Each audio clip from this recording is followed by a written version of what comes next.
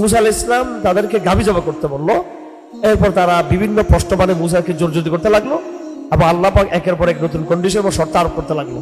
এটা তোমাদের একটা অবাধ্যতা ছিল। কোরআনে উদ্দেশ্য হচ্ছে ফ্যাক্টটা মূল না, আমাদের কোথায় কি করতেছে কি হচ্ছে ঘটনা সেটা উদ্দেশ্য না, কেন হচ্ছে এবং এখানে মূল সমস্যাটা কি সেটাকে তুলে আনা।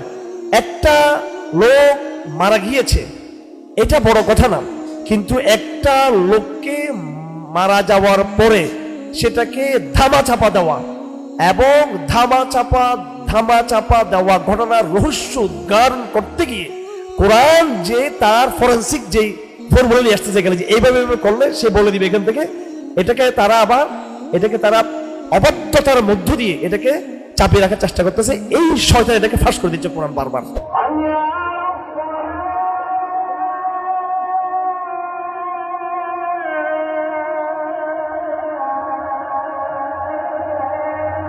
نحمده ونستعينه ونستغفره ونؤمن به ونتوكل عليه ونعوذ بالله من شرور أنفسنا ومن سيئات أعمالنا من يهده الله فلا مضل له ومن يضله فلا هادي له ونشهد أن لا إله إلا الله وحده لا شريك له ونشهد أن محمدا عبده ورسوله أما بعد فأعوذ بالله من الشيطان الرجيم بسم الله الرحمن الرحيم وإذ قال موسى لقومه إن الله يأمركم أن تذبحوا بقرة قالوا أتتخذنا هزوا قال أعوذ بالله أن أكون من الجاهلين قالوا ادع لنا ربك يبين لنا ما هي قال إنه يقول إنها بقرة لا فارض ولا بكر عوان بين ذلك فافعلوا ما تؤمرون قالوا ادع لنا ربك يبين لنا ما لونها قال إنه يقول إنها بقرة صفراء فاقع لونها تسر الناظرين قالوا ادع لنا ربك يبين لنا ما هي إن البقرة تشابه علينا وإنا إن شاء الله لمهتدون إلى آخر الآية। আমরা এতদিন কিছু বিষয়ভিত্তিক আলোচনা করছিলাম বিভিন্ন উপলক্ষকে সামনে রেখে, যেমন সিরাত রাসূলের কিছু আলোচনা আমরা করার চেষ্টা করেছি। এরপরে অন্তধর্মীয় আলোচনা আমরা করেছি হিন্দুদের দুর্গা পূজা উপলক্ষে, যেহেতু আমাদের মধ্যে বিভিন্ন ভুল নেগেটিভ প্রতিষ্ঠিত হতে যাচ্ছিল সৌজন্যতার নামে, রাজনৈতিক সংস্কৃতির নামে, সামাজিক সহাবস্থানের নামে। তো ওই নেগেটিভটাকে ভাঙার জন্য এই দুর্গা পূজার সময়টাকে কেন্দ্র করে আমরা মুসলিমদেরকে কিভাবে দাওয়াত দিতে হবে সেই জায়গায় আমরা কোরআনের যে আন্তধর্মীয় যে আলাপ কম্পারেটিভ রিলিজনসের যে মূল্যায়ন কোরআন শরীফের, ওইটা আপনাদের সামনে তুলে ধরেছি। আমরা আগে বলে দিয়েছি আপনাদেরকে যে আমরা কোরআন কারীম শুরু থেকে আমরা তাফসীর করব, কিন্তু যখন সময় যখন কোনো বিশেষ উপলক্ষ আসবে তখন আমরা আলোচনার প্যাটার্ন আমরা ওইদিকে নিয়ে যাব এবং ওই বিষয়ভিত্তিক আলাপে আমরা গিয়ে কোরআন শরীফের সমসাময়িক যে এই বিষয়ে কোরআনে কি অবস্থান সেটা তুলে ধরার চেষ্টা করব। তো সেজন্য বেশ কিছুদিন আমরা ওইদিকে আলাপে ছিলাম, আমরা আবার আমাদের ধারাবাহিক আলাপে ফিরে আসছি। তো আজকের এই আলাপটা আগেও করা হয়েছিল, তারপর যেহেতু আপনাদের একটু স্মরণে দেওয়ার জন্য আমরা আবার পিছন থেকে আলাপটা নিয়ে আসছি, যেন একটা আলাপের ধারাবাহিকতা আমাদের মাইন্ড সেট আপে যেন ওইভাবে যেন জায়গা পায়। সেজন্য আমরা আবার একটু পিছন থেকে গিয়ে আলাপ করতে চাই। এই আলাপটা হলো বনী ইসরাইলের একটা ঘটনা। আপনারা সকলে জানেন যে সূরাতুল বাকারা হলো বনী ইসরাইলের ঘটনাবহুল একটা সূরা, যেখানে বনী ইসরাইলের বিভিন্ন বিষয়কে আল্লাহ পাক সুবহানাহু ওয়া তাআলার সামনে এনে মুসলমানদেরকে সতর্ক করেছেন। এই সমস্ত ঘটনাগুলোর মধ্যে একটা ছিল একটা ফৌজদারি ঘটনা। এটা হত্যার ঘটনা ছিল, খুনের একটা ঘটনা ছিল। এক ধনী লোক বনী ইসরাইলের, তার কেউ ছিল না, তার আত্মীয় স্বজন বলতে তেমন কোনো ইয়ে ছিল না। এখানে তার নাম বলা হয়েছে আমিল। এটা বর্ণনা আর কি, এটা বিশুদ্ধ হাদিসে নাই, তবে বিভিন্ন রাওয়ায়াতের মধ্যে এটা পাওয়া যায়। তার এক ভাতিজা ছিল, সে সম্পদ লাভের আশায় তাকে হত্যা করলো, তার চাচাকে হত্যা করলো, করে সে অনেক দূর এলাকায় এই রাষ্ট্রকে নিক্ষিপ্ত করলো, করে যেন এটার অভিযোগ অন্যের ঘাড়ে সে চাপিয়ে দিতে পারে। এটা একটা নতুন একটা ঘটনা ছিল। যেখানে হত্যাকারীকে খুঁজে বের করা এটা বড় একটা কঠিন একটা ব্যাপার ছিল। আর মানুষ ওই ঘটনার কারণে বিভ্রান্ত হয়ে ওই এলাকার যারা লোক ছিল তাদেরকে মানুষ দোষী মনে করতেছিল। তো আল্লাহ পাক সুবহানাহু ওয়া তাআলা এই সত্যকে উদ্ঘাটন করার জন্য বনী ইসরাইলকে একটা কৌশল আল্লাহ পাক বলে দিলেন। এই কৌশলের ভিতর দিয়ে কয়েকটা বিষয়, একটা হলো বনী ইসরাইলের মধ্যে আনুগত্যের বিষয়টা দেখা, যে এরা বিভিন্ন সময়ে যে আল্লাহর পক্ষ থেকে যে বিধানগুলো আসে এই বিধানগুলোর ক্ষেত্রে তাদের কতটুকু আনুগত্য এবং কতটুকু এটার প্রতি তাদের দায়িত্ববোধ, জবাবদিহিতা, এটা একটা পরীক্ষা নেওয়া। আর পাশাপাশি অলৌকিক ঘটনা দিয়ে হত্যাযজ্ঞের এই মূল রহস্য উদ্ঘাটন, যেটা আমরা বর্তমানে ফরেনসিক টেস্টের মাধ্যমে করার কথা বলি বা বিভিন্নভাবে গোয়েন্দা তথ্যের ভিত্তিতে। এটা ছিল একটা অলৌকিক ঘটনা দিয়ে, এটা কোনো ফরেনসিক টেস্ট না, এটা ছিল একটা মেরাকাল ঘটনা। একটা গরুকে জমা করা হবে এবং সে ওখান থেকে বলে দিবে, সে চিহ্নিত করে দিবে যে আসলে এই এলাকাতে হত্যাকাণ্ড ঘটনার পিছনে কারা কারা মূল নায়ক ছিল, কারা এটার পিছনে মূল কারিগর ছিল।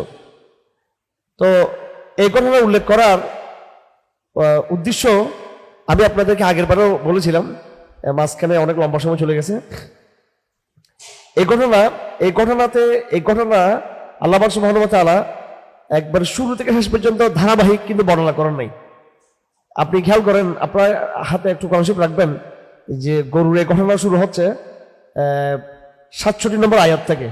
ওয়াইদ ক্বালা মূসা লিকাওমিহি ইন্নাল্লাহা ইয়ামুরুকুম আন তাযবাহু বাকরা, এটা শুরু হচ্ছে 67 নম্বর আয়াত, 67 আয়াত নম্বর 67, এখান থেকে শুরু হচ্ছে।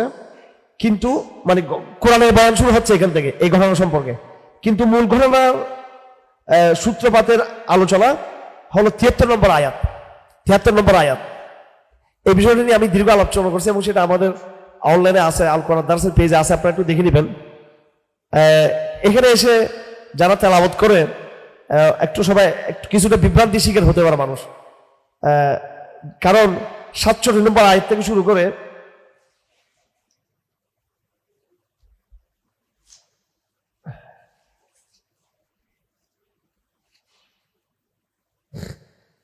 প্রায় 74 নম্বর আয়াত পর্যন্ত, 67 থেকে শুরু করে 74 নম্বর আয়াত পর্যন্ত এই ঘটনার আলোচনা আছে।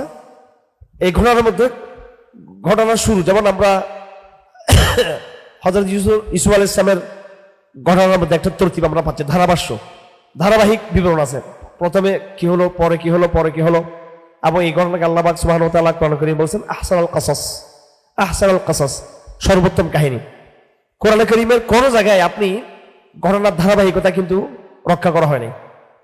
কেন? কে বলতে পারবে? কেন দেখি বলেন। খাই ফেলছেন সবাই, ঠিক আছে, বলেন।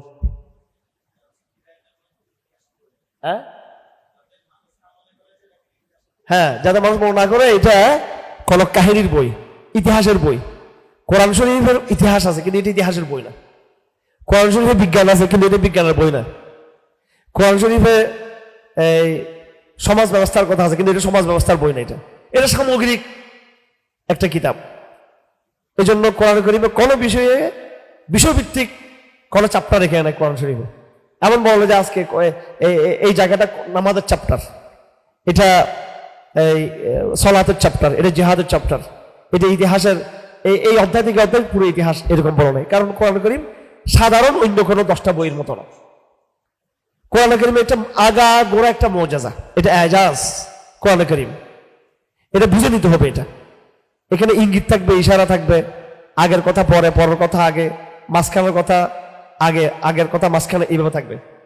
এখানে এই 67 নম্বর আয়াত থেকে 74 নম্বর আয়াত পর্যন্ত আল্লাহ পাক সুবহানাহু ওয়া তাআলা এই কয়েকটা আয়াতের মধ্যে যে ফৌজদারি ঘটনা বনী ইসরাইলের, এই ফৌজদারি ঘটনার বিবরণ তুলতে গিয়ে আল্লাহ পাক সুবহানাহু ওয়া তাআলা এই প্রথমেই বলতেছেন মূসা আলাইহিস সালাম তাদেরকে গরু জবাই করতে বলল। ওয়াইদ ক্বালা মূসা লিকাওমিহি আন তাযবাহু বাকরা, যে স্মরণ করো যখন মূসাকে বলা হলো, যখন মূসা আলাইহিস সালাম বললেন তার সম্প্রদায়কে একটা গাভী জবাই করার জন্য, এবং তখন থেকে সেখানে তাদের অবাধ্যতার কাহিনী আল্লাহ পাক বলতেছেন। বহু দূরে গিয়ে পুরো এই ঘটনার মানে এদের অবাধ্যতার পুরো বিবরণ শেষ হওয়ার পর আল্লাহ পাক এই ঘটনা শুরু করছেন তাদের অবাধ্যতা দিয়ে। এখন বনী ইসরায়েলের অবাধ্যতা ছিল যে তারা এই যখন গাভীর কথা যখন আসলো তখন তারা এটা নিয়ে একটা গড়িমসি করতে লাগলো, কিরকম গাভী, রং কিরকম, কেমন হবে, 3টা প্রশ্ন করছে তারা। এখানে 3টা প্রশ্ন হাদিস শরীফে আছে। তারা যদি প্রশ্ন না করতো তাহলে আজজাত তাহলে অবশ্যই এই আল্লাহ পাক যে বলছেন আন্তাজ বাকারা, তোমরা যে কোনো একটা গাভী দিয়ে দাও, যে কোনো একটা গাভী দিয়ে দিল হতো। কিন্তু হাদিস শরীফে এটা বলা আছে লাউ যাবাহু আইয়া বাকারাতিন।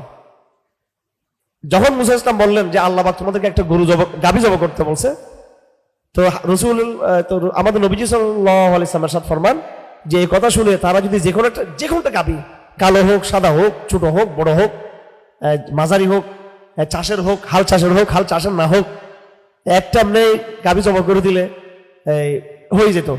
লাউ যাবাহু আইয়া বাকারাতিন লাআজজাতহুম, যে কোনো একটা গাভী দিয়ে দিলে এটা তাদের জন্য যথেষ্ট ছিল। কিন্তু তারা সেটা না করে বকরাতের মধ্যে চলে গেল। তারা তাদের যে স্বভাবজাত বনী ইসরায়েলের মানে তাদের মধ্যে একটা মানে বিদ্ঘুটে তাদের মধ্যে প্রত্যেকটা জায়গার মধ্যে একটা প্রশ্ন করা, এটাকে না মানার একটা প্রবণতা, এটা না শোনার একটা প্রবণতা, এটা বনী ইসরায়েলের স্বভাবজাত। সত্যমিতে জানার পরও তাদের মধ্যে একটা মানে এই অন্যমনস্কতা, এই ভাবটা তাদের মধ্যে মারাত্মকভাবে ছিল। একটা কনস্পাইরেসি ভাব, এড়িয়ে যাওয়া, হিংসা, বিদ্বেষ, এগুলো একবার বনী ইসরায়েলের মজ্জাগত স্বভাব। এই জাতি যতটা ব্রিলিয়ান, যতটা মেধাবী, যতটা তাদের ব্রেন শার্প, পৃথিবীতে অন্য কোনো জাতির ব্রেন এত শার্প না, ওদের ব্রেন যত পরিষ্কার। আবার এদের মধ্যে যত বক্রতা, এদের অন্তরে যতটা ময়লা, এটা আবার অন্য কোনো জাতির মধ্যে নেই। তো স্বাভাবিক একটা প্রশ্নকে তারা বিভিন্ন স্বাভাবিক একটা বিষয়কে তারা নানা প্রশ্ন মানে জর্জরিত করে ভিন্ন খাতা তারা নিয়ে গেল। মুসা আলাইহিস সালাম তাদের এই প্রশ্ন শুনে বলেন আউযু বিল্লাহি আন আকুনা মিনাল জাহিলিন। এটা একটা আমাদের দায়ের জন্য শিক্ষার বিষয় আছে যে আমি না জেনে কোনো কথা বলিনি, আমি জেনে শুনে তোমাদেরকে কথাটা বলতে বলছি। তোমাদেরকে বুঝে না আসলে এটা তোমাদেরকে করার দরকার, তোমাদের যে আমি পানা চাই আল্লাহ পাক আমাকে মূর্খ এবং অজ্ঞ এরকম মানব হিসেবে আল্লাহ পাক আমাকে করুক, এটা থেকে আমি পানা চাই আল্লাহর কাছে।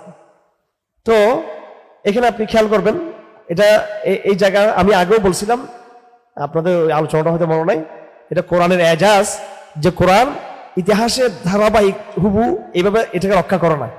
কোরআন তার মতো করে কথা বলে, তার মতো করে কোরআন কথা বলে।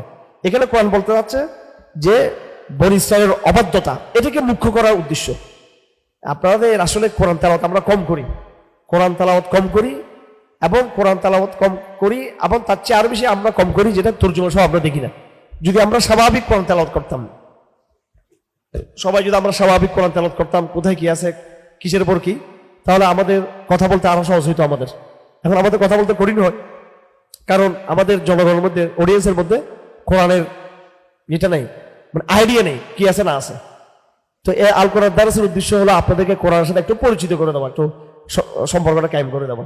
দেখুন, লক্ষ্য করুন ভালো করে, এখানে 67 নম্বর আয়াত থেকে আল্লাহ পাক বলতেছেন যে স্মরণ করো যখন নাকি মুসা বলল একটা গাভী জবাই করার জন্য, তখন তারা উত্তর দিল তুমি কি আমাদের সাথে বিদ্রুপ করতেছো, মস্কারি করতেছো আমাদের সাথে। মুসা ইসলাম বললেন না আউযু বিল্লাহ আনা কুনু মিনাল জাহিল। আর যখন আমরা বলি না বলো তোমাকে অমুক জায়গায় যেতে হবে, বলো মস্কারি করছে, বলো আউযু বিল্লাহ আউযু বিল্লাহ, আমরা বলি আউযু বিল্লাহ বলি না আমরা, এটা আমাদের সমাজের মধ্যে আছে আউযু বিল্লাহ, শেষেরটা আর বলি আর কি আউযু বিল্লাহ আনা কুনু মিনাল জাহিলিন। তো এর মুসা আলাইহিস সালাম তখন বল না আউযু বিল্লাহ, তোমরা কি বলতেছো এটা, আমি কেন তোমাদের সাথে বিদ্রুপ করবো। তো তারপর এরা এবার প্রশ্ন করা শুরু করলো যে ঠিক আছে তোমার রবকে ডাকো এবং বলো যে কি রকম গাভী তারা চাইতেছে। ক্বালা ইন্নাহু ইয়াকুলু, এরপর মুসা ইসলাম এবার উত্তর দিলেন আল্লাহর পক্ষ থেকে, এটা এমন গাভী হবে লা ফারদুল ওয়ালা বিকর, এটা একেবারে এই ফারাদা ইয়াফরুদু বলা হয় কতা ইয়াক্তা, অর্থাৎ অকাট্য, মানে একবারে বৃদ্ধ হতে হতে সে একবারে শেষ পর্যায়ে চলে গেছে। মুসিন্না বয়স্কা, অনেক বয়স হয়ে গেছে তার, আর তার কাছ থেকে কোনো বাচ্চা গাভী জন্ম হওয়ার সুযোগ নেই। লা ফারদুল ওয়ালা বিকর, এবং সেটা আবার একবারে কিশোর বয়সেরও না, কম বয়সেও না, বেশি বয়সেও না, আওয়ানুম বাইনা যালিক, মাঝামাঝি। ফাফালু মা তুমারুন, এখন যখন তারা একটা সমাধান পেয়ে গেল, এবার প্যাঁচ কি ধরবে? বলে হ্যাঁ আচ্ছা এরকম গাভী তো ঠিক আছে, মাঝারি টাইপের একটা গাভী আর কি, যেটা বেশি বয়স্ক না আবার একবারে যেটা একদম নতুন না, নবীন না। এখন বলতে তোর রং কি হবে? রং কি হবে? তো মুসলমান বলছে একবার দবদবে হলুদ একটা নিয়ে আসো। কলা কলু যখন না মালা হলো, তোমার রবকে বলো যে তার রংটা কি। কলা ইন্নাহু ইয়াকুল ইন্নাহা বাকরাতুন সাফরা ফাকিউল লাউনুহা তাসুরুন নাযিরিন, এমন বলা বলছে এক তো হলুদ, ফাকিউল লাউনুহা তার রং একবারে পরিষ্কার হলুদ, একদম মানে ওখান থেকে আলু ঝলসাচ্ছে এরকম। হ্যাঁ, তাসুরুন নাযিরিন, আবার এমন হলুদ হলো আবার যেটা একেবারে বিদগুড়ো হলুদ। বেশি রঙের ভিতরে বেশি কিন্তু আবার সুন্দর বেশি হয়ে গেলে আবার আরেক সমস্যা, ঠিক আছে? এটা আবার তখন আবার মানুষের রুচির সাথে এটা যায় না অনেক সময়। সব কিছুতে একটা মধ্যবন্ধ থাকা ভালো। এটা এমন হলুদ যেটা কিন্তু দেখতে ভালো লাগে না, এটা আবার ধবধবে হলুদ, ফাকিউল লাউনুহা, তার রংটা একদম পরিষ্কার স্পষ্ট থাকবে। আবার সাথে সাথে তাসুরুন নাযিরিন, আবার সেটা কি হবে, যেটা দৃষ্টি যারা যে তাদেরকে যেন আনন্দিত করে, রুচি বোধ হয়, এগুলো আল্লাহ পাক তাদের কি করলেন, চাপিয়ে দিলেন।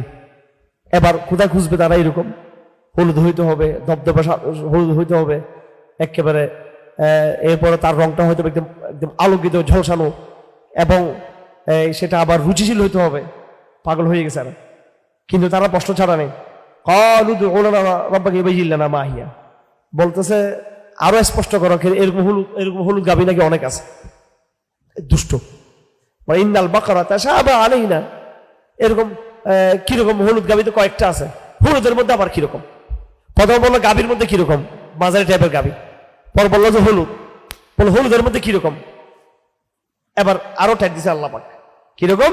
ইন্নাহু ইয়াকুল আল্লাহ পাক বলেন এমন গাভী লা দালুল তুসিউল আরদ ওয়ালা তাসকিল হারস মুসাল্লামাতুল্লাহ শিয়াতাফি, এমন কোন গাভী হতে পারবে না যেটা জমিন চাষাবাদ করে। এই যে গাভী যেগুলো জমি, বড় বড় গরু গাভী যেগুলো আছে, গাই জমিন চাষ করে, ক্ষেত খামারে এগুলো পানির জন্য ব্যবহার করা হয়, পানি সেচ করে, এরকম কোনো হতে পারবে না যেগুলো ক্ষেতের কোনো কাজে আসবে না, ক্ষেত খামারের কৃষি কোনো কাজে ব্যবহার হলে। এরকম মুসাল্লামাতুন পরিষ্কার একবারে ত্রুষ্টি মুক্ত, লা শিয়াতাফিহা কোনো রকমের কোনো এখানে ত্রুটি নেই। এই তো এরা বুঝে গেছে বনি ইসরাইল তো, যে আল্লাহরা যত প্যাঁচ দিব আল্লাহ তত প্যাঁচ থাকবে। এখন এরপরে আল্লাহ পাক আরেকটা দিবে প্যাঁচ, শেষ হবে না, একের পর এক আসতে থাকবে। এবার তারা বলে ফেললো ইনশাআল্লাহ লামুহতাদুন, আমরা গিয়ে কি পাবো, আমরা ঠিকটা আমরা অনুসন্ধান করে বের করতে পারবো আমরা। আচ্ছা, ওই এটা কখন বললো? দ্বিতীয় প্রশ্নের পরে। অর্থাৎ এমন গাভী, যখন তারা এটা বললো যে আপনি আমাদেরকে বলে দেন, তার রংটা বলে দেন, বলে দেওয়ার পরে রংটা বলে দেওয়ার পরে আমরা আশা করি এবার আমরা আবার ঠিকঠাক অনুসন্ধান আমরা করতে পারবো। এটা বলার পরে আল্লাহ পাক তখন তাদেরকে সর্বশেষ যে কন্ডিশনটা দিল, সে কন্ডিশনটা ছিল যে শেষ কন্ডিশনটা এটা ছিল। এরপর আর তাদেরকে আর কোনো কন্ডিশন দেওয়া হয়নি, কারণ তারা কি বলছে? ইনশাআল্লাহ বলছিল। তারা প্রথম প্রশ্ন তারা করছে, দ্বিতীয় প্রশ্ন করার পরে তারা কি করছে? ইনশাআল্লাহ বলছে। তখন তাদেরকে তৃতীয়বার তাদেরকে একটা কন্ডিশন তাদেরকে আরোপ করা হয়েছে। তো দ্বিতীয় কন্ডিশনও ছিল রঙের ব্যাপার। রঙের সম্পর্কে বলার পরে তাদেরকে বলা হয়, রঙের কথা বলে, রঙের কথা শোনার পরে তারা বলছে না, আমাদের এখনো বুঝে আসতেছে না, আপনি আরো ক্লিয়ার করেন। আমরা ইনশাআল্লাহ আমরা এবার কি পাবো? হেদায়েত প্রাপ্ত আমরা হবো, আমরা ঠিক মতো অনুসন্ধান করতে পারবো। তখন গিয়ে তাদেরকে কি করা হলো? বলা হলো যে এমন গাভী যেটা কোনো কৃষি কাজে ব্যবহার হবে না, এমন গাভী, এবং তাদের কোনো দুস্ত্রুটি নেই, মুসাল্লামা পরিষ্কার, লা শিয়াতা ফিহা, তার কোনো সামান্যতম কোনো কলঙ্ক তার মধ্যে না, কোনো কালিমা নেই তার মধ্যে, কোনো আইব নেই, কোনো ত্রুটি নেই। ফাজা বাহুহা ওমা কাদু ইয়াফালুন, অথবা তারা সেটাকে জবাই করলো, তারা সেটা চাই নাই। দেখেন কোরআন বুঝাচ্ছে, আমি এখানে কাহিনী বলার উদ্দেশ্য না, কাহিনীটা আপনারা ছোটবেলা অনেক শুনছেন। এখানে বনী ইসরাইলের অবাধ্যতার কথা আসতেছে এখানে। মূল ফ্যাক্ট ঘটনা কি এটা এখনো কিন্তু উল্লেখ করছে এখানে। কারণ এত কথা যে মুসা আলাইহিস সালাম বললেন যে একটা গাভী জবাই করো, তোমরা একটা গাভী জবাই, কেন গাভীটা জবাই করতে বলা হয়েছে? এরপরে তারা বললো যে কিরকম গাবি হবে, কিরকম গাবি হবে, কেমন গাবি, বিভিন্ন প্রশ্ন করতে লাগলো। এখনো কিন্তু কোরআন শরীফ মূল কথা কিন্তু এখানে আনে নেই, আনছে এখানে। এই শেষে গিয়ে 71 নম্বর আয়াতের পরে 72 নম্বর আয়াতের মধ্যে বলতেছে ওয়াইজ কাতালতুম নাফসান ফাদারাতুম ফিহা ওয়াল্লাহু মুখরিজুম মা কুনতুম তাকতুমুন। এবং যখন নাকি তোমরা একটা মানুষকে হত্যা করলে, এরপর তোমরা সেটা নিয়ে তোমরা দ্বিধান্বিত হয়ে গেলে, তোমরা দ্বিধাবিভক্ত হয়ে গেলে, তোমরা এটা নিয়ে সন্দেহের মধ্যে চলে গেলে কি হবে না হবে, ওয়াল্লাহু মুখরিজুম মা কুনতুম তাকতুমুন, আর আল্লাহ যা তোমরা গোপন রেখেছো সেটা আল্লাহ উদ্ঘাটন করতে সক্ষম। এই কথাটা তো আগের বলা দরকার ছিল। ঘটনার রিয়েকশনটা আগে, ফ্যাক্টটা পরে বলতেছে, রিয়েকশনটা আগে বলতেছে। আগে ফ্যাক্ট আসবে যে এমন একটা ঘটনা ঘটেছিল, অতঃপর সেই ঘটনার পরিপ্রেক্ষিতে বনি ইসরাইলকে আল্লাহর পক্ষ থেকে মুসা আলাইহিস সালাম এই নির্দেশ দিয়েছেন। এটাই তো হওয়া কথা, স্বাভাবিক। কিন্তু কোরআন কারীম এইভাবে কি করে নেই, করছে এইভাবে করা নেই। এই না করাটা কি কোরআনের এজাজ নাকি কোরআনের দুর্বলতা? এটা তো আপনি বুঝে বলতেছেন না বুঝে বলতেছেন। আমাদের কোরআন দারাসের এখানে আমরা এই প্ল্যাটফর্মটা কেন দাঁড় করেছি ভাই, এটা একটা অনেক বড় জায়গা, ক্রিটিক্যাল জায়গা। কিন্তু এটাকে আপনি এটাকে খানকা মনে করলে ভুল করবেন, কিন্তু এটা খানকা না, কিন্তু এটা তাবলীগ জামাতের মেম্বার না, আমার রাজনৈতিক এই মঞ্চ এটা না, কিন্তু এটা একটা অনেক বড় বুদ্ধিভিত্তিক একটা জায়গা, কঠিন একটা জায়গা, একটা দারাস। আপনাদেরকে একটা জায়গায় আসতে হবে, কোরআনকে বুঝে শুনে একদম বাইরেশন যুক্তি দিয়ে, মনের প্রশান্তি দিয়ে, ইনটিউশন, রেশন উইথ ইনটিউশন, যুক্তি এবং আপনার মনের যেই এটাকে কি বলা হয়, অবচৈতনিকভাবে মনের সজ্ঞা, যেটা মনের যে একটা মন থেকে বুঝা আসা, এনসারাহ সদর, ওইটা নিয়ে আপনাকে কোরআন বুঝতে হবে। দুইটা লাগবে, আঁকাও লাগবে, মনের আওয়াজও লাগবে। এই জন্য দেখেন, আমি আপনাদেরকে একটা প্রশ্ন মুখে করতে চাই। কোরআন ফ্যাক্টটাকে উল্লেখ করলো না, ঘটনাকে উল্লেখ করলো না। এটা এটা রিয়েলিটি, এটা ব্যাপারটা কি এখানে, ইস্যুটা নাই, কিন্তু ইস্যুর কোনো উল্লেখ নেই এখানে, যে ইস্যুটা কি, ইস্যু কি, ফ্যাক্ট কি এখানে নাই, কিছু নাই। বলতেছে মুসা আলাইহিস সালাম তাদেরকে গাভী জবাই করতে বললো, এরপর তারা বিভিন্ন প্রশ্ন মানে মুসাকে জোরজুদি করতে লাগলো, আবার আল্লাহ পাক একের পর এক নতুন কন্ডিশন বা শর্ত আরোপ করতে লাগলো। এটা তোমাদের একটা অবাধ্যতা ছিল। আমরা এতটুকু তারা বুঝতেছি যে এখানে একটা অবাধ্যতার ঘটনা করতেছে এখানে, কিন্তু এই অবাধ্যতার মধ্যে একটা গাভীর কথা আসতেছে এখানে, একটা গাভীকে জবাই করার কথা আসছে। কেন গাভীটাকে জবাই করতে বলা হলো, কারণ কি, ঘটনার ব্যাপারটা কি? এটা তো স্বাভাবিকভাবে যে কোনো সাহিত্যিক, যে কোনো উপন্যাসিক, যে কোনো লেখক, যে কোনো উপস্থাপক, যে কোনো বক্তা প্রথমে এই ঘটনাকে আগে উল্লেখ করবে, ঠিক কিনা? আপনার কথা বুঝতেছেন না আপনারা? ঘটনাকে উল্লেখ, যে একটা হত্যাকাণ্ড ঘটেছে, সেই হত্যাকাণ্ডের প্রেক্ষিতে আল্লাহর নবী আদিষ্ট হয়ে তাদেরকে একটা গাভী জবাই করতে বলে, সেই গাভী পর সত্যতা তাদেরকে বলে দিবে। হ্যাঁ, এখন এটা কোন নামগন্ধ নেই, আল্লাহ পাক শুরু করছে রিয়াকশন দিয়ে যে তোমরা গাভী জবাই করো। কারণটাকে উল্লেখ না করে, কারণের ওই কারণ থেকে সৃষ্ট যেই শাস্তি স্বরূপ যে ব্যবস্থা বা অনুসন্ধানী, যে বলতেছে টেস্ট শুরু করো, কিন্তু কেউ জানে না কি হয়েছে, কি হয়েছে, কি হয়েছে, কেউ টেস্ট করবো? আর একটা হত্যাকাণ্ড হয়েছে, এটা আসতেছে পরে। আগে মানুষ তো মূল কথা আগে বলতে হবে। এটা কি কোরআনের দুর্বলতা? এটা উপস্থাপনের এই ঢং, আগের কথা পরে স্পষ্ট। আপনি কোরআন শরীফ নিয়ে দেখেন, আপনি দেখেন এই 67 নম্বর আয়াতের কথাটা পরের কথা, এটা কোনো ফ্যাক্ট না, এটা হচ্ছে একটা এই রিয়াকশনাবল একটা বিধান, যে তোমরা এরকম করো, এরকম করো, এরকম করতে হবে। আর মূল ঘটনা আসতেছে আয়াত নম্বর 72-এর মধ্যে, 72 নম্বর আয়াতের মধ্যে মূল ঘটনা আসতেছে, সেটা পরে আসতেছে সেটা। তো এবং এগুলোর উপরে কিন্তু অরিয়েন্টালিস্টদের কিন্তু এটার উপরে ব্লেম আছে, কোরআনের এগেনস্টে অভিযোগ আছে, এরা এলিগেশন তৈরি করে কোরআনের বিরুদ্ধে, যে এগুলো কোরআনের দুর্বলতা, ব্যর্থতা। হ্যাঁ, কোরআনের এটা একটা সাহিত্যের পরিবর্তে একটা কাজ। এখন আপনারা বলেন, এটা কি এজাজ নাকি এটা শত্রুদের ভাষায় এটা কোরআনের একটা সাহিত্যিক ব্যর্থতা, নাকি আমি আপনাদের মধ্যে আবার নতুন করে একটা সন্দেহ জায়গা দিলাম এখানে, আবার আগে তো ইমান ঠিক ছিল, এখন আবার কষ্ট করে আবার সন্দেহ উস্কানি দিলাম আমি এখানে? ব্যাপারটাই হোক কিনা, কথা বুঝতেছেন না? মনে হয় সবাই ভাষণ শুনতে অভ্যস্ত সবাই, ঠিক আছে, সুন্দর ভাষণ দেয়। আগামীকালকে শুনবেন, সিয়ারের ঘর আছে, ওখানে শুনবেন ভাষণ। ভাষণ টাষণ, এই সেমিনার বলি আর লালদিঘির মাঠ বলি, এগুলো হচ্ছে এই যা কিছু আমরা এখানে বছরকে বছর গবেষণা করি, ওইটা তার কিছু নির্যাস ওখানে, তো ওটা মূল কাজ নয়। এটা আপনাকে প্রিপারেশন নিতে হবে এখান থেকে। এটা হচ্ছে একবার ট্রেনিং সেন্টার, ঠিক না? নিয়মিত কোরআনকে বোঝার চেষ্টা করেন সবাই। আমি বলতে চাই যে এটা হচ্ছে এজাজ। এটা কি এজাজ? কেন, কি কারণে, কিভাবে সেটা এজাজ? কোরআনের মূল ইন্টেনশনটা লক্ষ্যটা বুঝতে, নিয়তটা বুঝতে হবে। কোরআনের মেজাজ বুঝতে হবে। কোরআন কোন ঘটনা বিবরণ, ওই যে ভাই বললো যে কোরআন কোন ঘটনার বিবরণের জন্য কোরআন এখানে আসা নাই। কোরআনের মাইকটা হচ্ছে এখানে ইহুদিদের অবাধ্যতাটাকে কি করা, প্রমাণ করা। কোরআন ফ্যাক্টটাকে প্রথম উল্লেখ না করে সেটাকে পিছনে ঠেলে দিয়েছে ঘটনাটাকে, যেটা মূল ঘটনা, এটাকে কোরআন পিছনে ঠেলে দিয়ে অবাধ্যতার বিষয়টাকে, রিয়েক্টিভ অবাধ্যতাকে আগে নিয়ে আসছে। এটাই কোরআনের মূল উদ্দেশ্য, যে একটা বেয়াদব সম্প্রদায় বনী ইসরাইল, এটাকে আগে নিয়ে আসছে, এটাকে মুখ্য করেছে এখানে। আর ইতিহাসের বইয়ের মুখ্য হচ্ছে আগে ফ্যাক্টটাকে নিয়ে আসা, ঘটনাটাকে সামনে নিয়ে আসাম, যে দেখো এমন একটা ঘটনা ঘটেছে, হত্যাকাণ্ড। এই ঘটনার পরিপ্রেক্ষিতে তাদেরকে বলা হয়েছে যে তোমরা একটা গাভীকে তোমরা জবাই করো।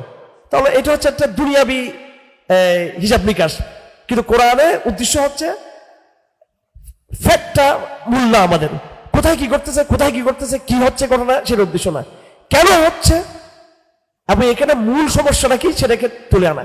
একটা লোক মারা গিয়েছে, এটা বড় কথা না, কিন্তু একটা লোককে মারা যাওয়ার পরে সেটাকে ধামাচাপা দেওয়া এবং ধামাচাপা দেওয়া ঘটনার রহস্য উদ্ঘাটন করতে গিয়ে কোরআন যে তার ফরেন্সিক যেই ফর্মুলা নিয়ে আসতেছে এখানে, যে এইভাবে করলে সে বলে দিবে এখান থেকে, এটাকে তারা অবাধ্যতার মধ্য দিয়ে এটাকে চাপিয়ে রাখার চেষ্টা করতেছে। এই শয়তান এটাকে ফাঁস করে দিচ্ছে কোরআন বারবার। হ্যাঁ, একটা লোকের হত্যাকাণ্ড এটা যেমন বড় ঘটনা, তার চেয়ে বড় ঘটনা হলো এই ঘটনাকে ধামাচাপা দেওয়ার অপপ্রয়াস যেটা আছে, এটা হচ্ছে আরো বড় জঘন্যতম একটা জাতীয় খাসলত। হত্যাকাণ্ড এটা একটা ইন্ডিভিজুয়াল ঘটনা, এটা হয়ে গেছে একটা ঘটনা, এটা জাতীয় পাপ না।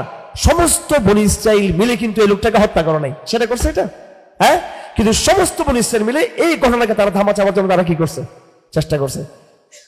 বনী ইসরাইলের এই গাবি যে বনী ইসরাইলের এই লোকটাকে যে মারা গিয়েছে, এটা একজন ব্যক্তির ঘটনা, কিন্তু এই হত্যাকাণ্ডের রহস্য উদ্ঘাটনে যে গাবির প্রস্তাব কোরআনে দেওয়া হয়েছে, সেই গাবির প্রস্তাবকে নানানভাবে প্রশ্নবিদ্ধ করে হত্যাকাণ্ড ঘটনাকে এড়িয়ে যাওয়ার যে প্রবণতা, এটাতে সমগ্র বনী ইসরাইল যুক্ত ছিল এই ষড়যন্ত্রের মধ্যে। বুঝতে পারছে? এখন আমি ইন্ডিভিজুয়াল ঘটনাকে আমি মুখ্য করব নাকি আমি সামগ্রিক অপরাধ এটাকে মুখ্য করবো? আমি কথা বুঝতেছেন না মনে হয় নাকি? হ্যাঁ, কথা, হ্যাঁ, সামগ্রিক অপরাধ এটাকে মুখ্য করছি। দেখো তোমরা কেমন অবাধ্য। তো এই ঘটনাকে শেষে নিয়ে আসতে কথা ঘটনাটাকে শেষে নিয়ে আসা হয়েছে। তো শেষ করতেছে আল্লাহ পাক এই আয়াত দিয়ে, যে তোমাদের হৃদয় এত শক্ত হয়ে গেছে, অথচ তোমাদের চেয়ে পাথর অনেক ভালো। তোমাদের চেয়ে কি ভালো? পাথর ভালো। শেষ হতে এই ঘটনা ঘটলো, ঘটনাটা আপনারা সকলে জানেন, যখন নাকি এই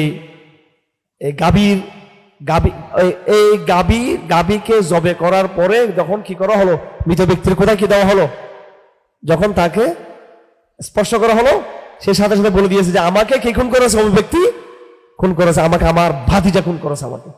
গাবী বলো নেই, গাবীর মাধ্যমে কি করা হয়েছে, জবাইকৃত গাবীর মাধ্যমে যখন সেটা ফাকুল্লাহ বিয়াদিহা, যে তোমরা তার লেজকে, তার বিশেষ অংশ বিশেষকে তার সাথে স্পর্শ করাও এবং মৃত ব্যক্তিকে আল্লাহ জীবিত করবেন, জীবিত করে সেই বলে দিবে, সে বলে আমাকে আবার মরে গেছে, কিন্তু আবার শুধু সে জাস্ট কি করছে, খুনিকে কি করে দিয়েছে, চিহ্নিত করে দিয়েছে। তা আল্লাহ সুবহানাহু ওয়া তাআলা এখানে তাদেরকে বলছে তোমাদের অন্তর পাথর চেয়ে শক্ত, তোমাদের হৃদয়গুলো ফাহিকাল হিজার আসাদ কাসওয়া, বরং পাথর চেয়ে তোমাদের অন্তর শক্ত, বরং পাথরের মধ্যে কিছু কিছু আছে পাথরের ভিতর থেকে নাহার প্রবাহিত হয়, এবং কিছু আছে মানে পাথর ভেঙে পাথরের ভিতর থেকে পানি বের হয়, আর কিছু আছে যেগুলো পাথরের বড় বড়, যেমন নাকি আপনি জাফলংয়ে দেখছেন বিশাল বিশাল পাথর, বিশাল বিশাল পাথর, পাথরের ভিতরে সেখানে কত সুন্দর স্রোত পানির। আবার কিছু ডাইরেক্ট পাথরের ভিতরে পানি থাকে, আবার কিছু পাথর আছে আল্লাহর ভয়ে ধ্রাস করে নিচে পড়ে আসে, হঠাৎ করে পড়ে আসে উপর থেকে, ধস নামে। এগুলো সব আল্লাহকে ভয় করে। একটা পাথর, সেটাও কি মানুষের হৃদয়ের চেয়ে একটা পাথর সে অনেক নরম। নাউজুবিল্লাহ। আমাদের আমাদের কলিজার চেয়ে পাথর কি অনেক নরম। এটা কিন্তু একটা বড় শিক্ষণীয় একটা বিষয়। যাই হোক, তো এই ঘটনা থেকে আমরা মোটামুটি যা শিখতে পেলাম সেটা হলো বনী ইসরায়েলের অবাধ্যতার বিষয়টা তো এখানে আছে। সেই অবাধ্যতাটাকে আল্লাহ পাক একবারে আনতে আনতে কোথায় নিয়ে আসছে, পাথরের সাথে তুলনা করে দিয়েছেন আমাদেরকে সতর্ক করার জন্য। আর এখানে আমরা একটা আলাপ করলাম কোরআনের একটা এজাজের, আমরা কি করলাম এখানে আলাপ করলাম। কোরআন তার মূল নেগেটিভটাকে আমাদের সামনে নিয়ে আসে। আমাদের নেগেটিভ, আমাদের আশা আকাঙ্ক্ষা একটা, কিন্তু কোরআনের আশা আকাঙ্ক্ষা যেটা, সেটাকে কোরআন বারবার কি করে মুখ্য করে।